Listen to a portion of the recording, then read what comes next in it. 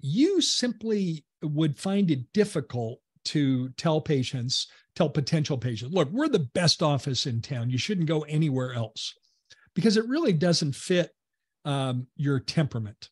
It sounds boastful if you say it. But if the patient says it, it's literally the best compliment that you can possibly get. Would you agree with me, Naren? Absolutely, Gary. I think the power of, the world has changed fundamentally, right? In the old days, information was not available in our fingertips. So we had experts we would lean on, like the electronics guy, the health person, maybe your friend or your relative who is a doctor, right?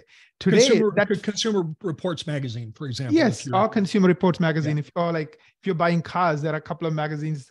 For those of us oldies, that we always read before we, decide to buy that car.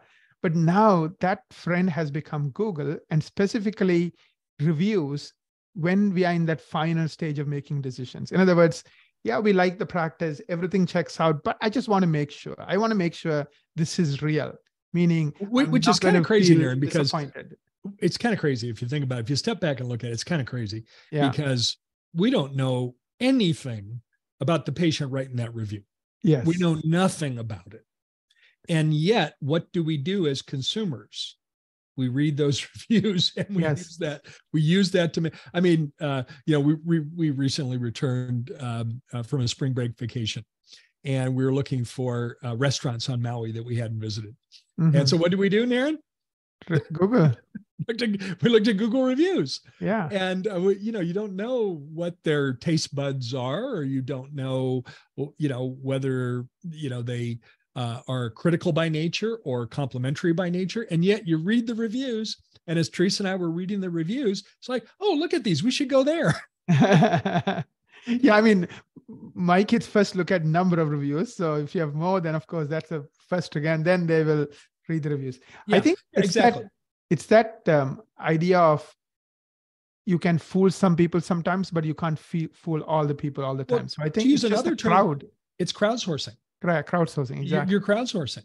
You're crowdsourcing your decision. So you don't have to decide on your own. You have 300 other people helping you decide. Yeah. And the offices that now have over 1,000 reviews, there are zero potential new patients that are going to read 1,000 reviews. Zero. Yes, zero. But they'll read a handful of them. Yeah. They'll read and sometimes they'll stop at the first one, especially if the first one is a love letter review. It's like, wow, I'm done searching. Let's go there. Yes. And they have 1,000 reviews and they have 4.5 stars. So, hey, it's a done deal, Done deal. Clearly my work, I feel like I've done my duty to research in 10 seconds. Yes, exactly. We are an impatient society. Yes. Yes. We want everything right now. We want to do due diligence, but we want to do it in 10 seconds.